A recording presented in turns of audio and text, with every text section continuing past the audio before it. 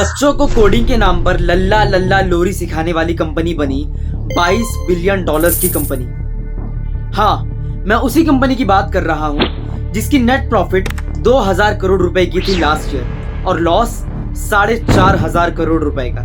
जी हाँ, मैं बात कर रहा हूँ बायजूस के बारे में। A statement issued by EdTech major Byju's जल्द ही बंद हो सकता है। Large people buy into it because they feel there is a need, because our schools don't do justice. That's the requirement, and all of us accept this fact that this is how they learn. This is what we need to change. तो आइए दोस्तों, आज हम लोग deep down तरीके से Byju's company की history, civics, ज्योग्राफिया जानेंगे। सो गाइस, बायजू रविंद्रन ने 2006 में मैथमेटिक्स की कोचिंग क्लास देते हुए अपना बिजनेस को स्टार्ट किया। Age of 2011 think and learn private limited company start करी Divya Gokulnath and group of students के साथ मिलकर। वक्त बीतते के साथ यही think and learn private limited company बनी बायजूस कंपनी। कंपनी फाउंड होने के इनिशियल डेज में गाइस, ये company online video based teaching पर फोकस कर रही थी। एंड दोस्तों, अब मैं आप लोगों को इनकी ग्रोथ ईयर बाय ईयर समझाऊंगा। बायजूस को 2013 में सीड फंडिंग मिली आर्यन कैपिटल से। अगस्त 2015 में बायजूस ने बायजूस द लर्निंग ऐप नाम से एक एप्लीकेशन लॉन्च किया by offering educational content for students, चौथी क्लास के बच्चे से लेकर के 12वीं क्लास के बच्चों के लिए। इन द ईयर 2017 बायजूस ने Byju's maths application and Byju's parent connect application launch किया, जहां पर उसी साल 2017 में बायजूस ने 260 करोड़ का रिवेन्यू जनरेट किया। फिर दोस्तों, अगले ही साल 2018 में बायजूस ने अपने रिवेन्यू को डबल कर दिखाया, मींस 500 करोड़ रुपीस का रिवेन्यू इन्होंने जनरेट कर दिखाया। Because of 1.5 crore active users के साथ साथ दोस्तों 9 लाख पेड यूजर्स थे। और उसी साल बायजूस बन गया इंडिया का सबसे पहला एडटेक यूनिकॉर्न।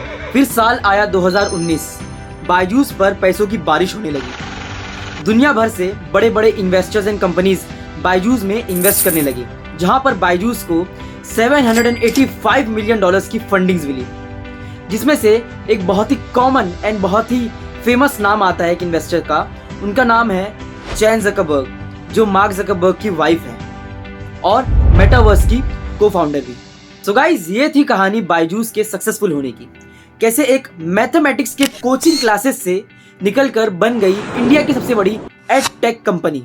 अब तक तो सब कुछ ठीक था, मगर कहते हैं ना, कामयाबी पाना उतना ही आसान होता है जितना मुश्किल उस कामयाबी को बरकरार रखना। साल 2020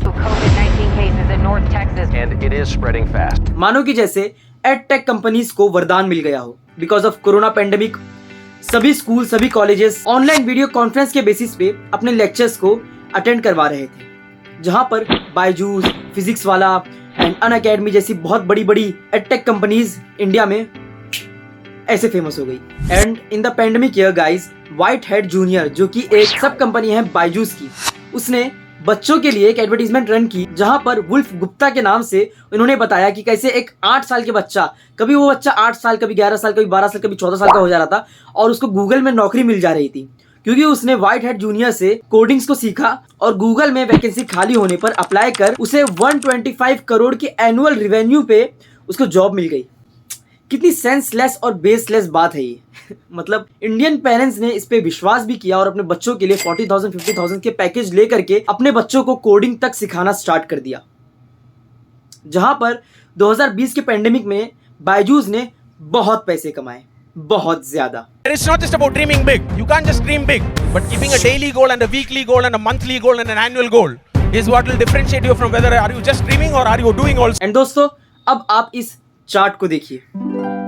इतने सारे लॉसेस का जिम्मा बहुत सारी चीजों को जाता है, मगर मैं आपको 4 पॉइंट के साथ कवर अप कर दूंगा।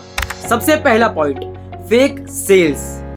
बायजूस ने लास्ट वीक ही, अभी हाल ही में, बायजूस के ओनर ने 2,500 एम्प्लॉइज को ले ऑफ कर दिया अपनी कंपनी से, बिकॉज वो लोग फेक सेल्स दिखाकर अपनी जेब भर रहे थे। That's it.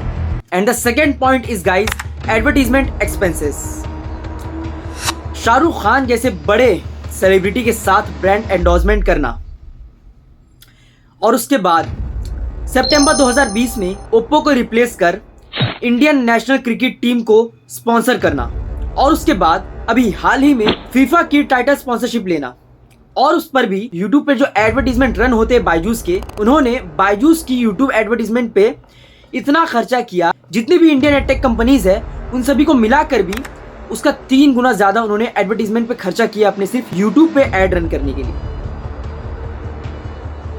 जब आप इतना खर्चा करोगे एडवर्टीजमेंट्स पे, बेहिसाब अंधा पैसा, लॉस तो होगा। And the third point is guys teachers expenses. मतलब बायजूस ने 12,000 टीचर्स को एज एन एम्प्लॉय बना कर रखा है अपने कंपनी के अंडर, जहां पर उनके मिनिमम सैलरी अगर मैं बताऊं आपको, एक एवरेज सैलरी सबकी मिला करके तो 5 lakh to 8 lakh rupees annual salary है पर पर्सन की। तो टीचर्स को ये इतने पैसे दे रहे हैं अपने यहाँ पे काम करने के लिए। एंड दोस्तों, ऐसा क्लेम भी किया जाता है कि YouTube पे जो फेमस टीचर्स हैं उनको ये मुंह बोली रेट पे हायर कर लेते हैं अपनी कंपनी में। We heard you got an offer from Unacademy, which was 40 crores per annum. I cannot officially comment on that. And the fourth point is guys, acquisition of education technologies. Byju's ने अब तक 20 edtech companies को खरीद लिया है और 2 edtech companies में invest कर चुका है, जहां पर इतना कुछ करने में उनकी टोटल कॉस्ट गई 23,000 करोड़ रुपए। मैं दोस्तों अगर इनके कुछ एडटेक कंपनीज के नाम बताऊं तो Tutor Vista, Osmo, White Hat Junior, LabInApp, Aakash institute, Great Learning, Epic, GeoGebra, and the 9th one is something like that, I don't even remember all of that name. So ऐसे कुछ 20 companies में इन्होंने invest करके रखे हैं, जिसमें से कुछ कंपनीज अमेरिकन कंपनीज है, कुछ सिंगापुर की कंपनीज है, कुछ इंडियन कंपनीज है, कुछ ऑस्ट्रेलियन कंपनीज है। मतलब ग्लोबली ओवरसीज में इन्होंने एक्विजिशन गेम चालू रखा है अपना। सो दोस्तों, फैक्ट की बात करता हूं, हम सब चाहते हैं कि बायजूस फेल हो जाए, है कि नहीं? क्योंकि ये एजुकेशन कम स्कीम ज्यादा बेच रहा है। मगर दोस्तों, अगर ये फेल होता है तो आने वाले वक्त का edtech startup, Indian edtech startup खतरे में आ जाएगा। क्योंकि गाइस ये एक लौती ऐसी कंपनी है जो बाहर देश में जाकर धूम मचा रही है, ग्लोबल लेवल पे धूम मचा रही है। तो एक शॉट देना बनता है इनको, एक मौका इनको देना बनता है। सो इसी के साथ साथ मैं कुछ ऐसे क्राइसिस ओवरकम पॉइंट्स डिस्कस करना चाहता हूं बायजूस के साथ, जो आप लोगों के लिए भी बहुत ज्यादा इंपॉर्टेंट साबित हो सकते हैं अगर आप भी अगर बिजनेस करते हैं तो। So guys, first point is targeting large number of customers. बहुत बारी बायजूस पे ऐसा क्लेम किया जा चुका है कि बायजूस की जो सब्सक्रिप्शन फीस है वो बहुत ज्यादा हाई है, कोई भी लोअर मिडिल क्लास फैमिली उसको एफोर्ड नहीं कर सकती। सो सबसे पहला पॉइंट, इनको लार्ज नंबर ऑफ ऑडियंस को टारगेट करना चाहिए। And the second point is guys, switching sales pitch and focusing on real time clients. बहुत बारी ऐसा सुना जा चुका है कि बायजूस कॉल सेंटर से कोल्ड कॉल्स आते हैं और वो स्कीम्स बेचने के बजाय डराते हैं कि अगर आपका बेटा नहीं पढ़ेगा तो फिर आपको बहुत ज़्यादा दिक्कत होगी, इसीलिए उसको बायजूस के लर्निंग ऐप पे आप अपनी सब्सक्रिप्शन खरीदें और फिर उनको ये बताइए। तो ये चीज़ें जो है स्विचिंग करनी चाहिए उनको अपनी सेल्स पिच की, और थोड़े बेहतर तरीके से कस्टमर्स को पिच करना चाहिए ताकि जो इंटरेस्टेड कस्टमर्स है, जो पोटेंशियल कस्टमर्स है, इनके पास अट्रैक्ट हो सके, जिस वजह से दोस्तों ये real time clients and genuine customers को हासिल कर सके। And the third point is guys, analysing strategist. अपनी की हुई गलतियों से सीखना। एज फॉर एग्जाम्पल, अपने एडवर्टीजमेंट एक्सपेंसेस को कम करना, अपनी एक्विजिशन गेम को थोड़ा वक्त बाद में खेलना, पहले ग्रो हो जाओ, खुद प्रॉफिटेबिलिटी में कन्वर्ट हो जाओ, उसके बाद आप एक्विजिशन गेम खेलना। सो अपनी की हुई गलतियों से हमेशा सीखते रहो, ये मेरा एक सुझाव रहेगा इनको। जैसे कि अडानी को ही देख लो, उन्होंने 40 साल वेट किया अपने एक्विजिशन गेम को खेलने के लिए।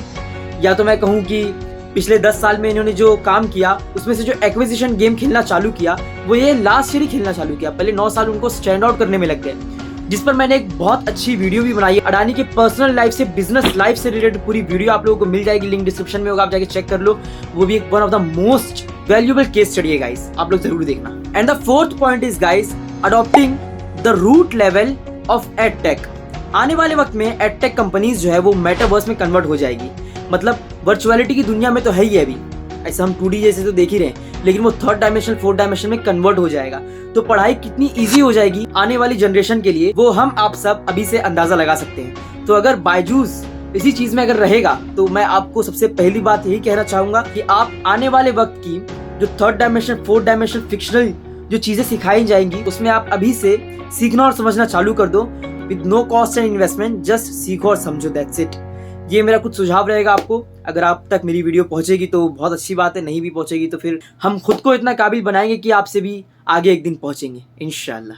सो या guys, I think that is enough for today. मिलते हैं कल किसी नई वीडियो में। आप लोगों को मैंने पूरी बायजूस की हिस्ट्री, सिविक्स, ज्योग्राफी, साइंस सब बता दिया। हालांकि इसमें बहुत सारे कुछ ऐसे पॉइंट्स मैंने कवर अप नहीं किए जो कि मुझे नहीं लगा था कवर अप करने चाहिए। जैसे कि बायजूस ने बहुत बार स्कैम खेला, अपने इंडियन गवर्नमेंट को नहीं बताया कुछ अकाउंट से रिलेटेड, और कुछ ऐसी चीज़ें जो उन्होंने, उनके कोर्सेज इतने महंगे होते थे गाइस कि लोग उनको EMI पे खरीदते हैं। और जब EMI पे कोई चीज़ खरीदी जाती है तो 10 मंथ्स, 12 मंथ्स, 1 ईयर की ड्यूरेशन पे, जो 2 ईयर्स की ड्यूरेशन पे जो खरीदी जाती है, उसकी जो एक साथ जो वैल्यू होती है, 2 साल की जो खरीदने की एक साथ जो वैल्यू होगी, उसकी वैल्यू डायरेक्ट वो बता रहे हैं कि मेरा इतना वैल्यूएशन है, कितना आया अभी ये महीने, ये नहीं मेरा होने कितने वाला है वो मैं ये साल जोड़ दूंगा। तो ये चीज़ें गलत है कुछ, इन सब चीज़ों को सुधारनी चाहिए इनको, और खुद के इसमें बदलाव लानी चाहिए, नहीं तो सिर्फ एक मजाक बनकर ही रह जाएंगे। जहाँ तक मैं जानता हूँ अपनी पर्सपेक्टिव से, तो ये एक बूम रॉकेट कर सकते हैं या फिर फुसकी बम बन के।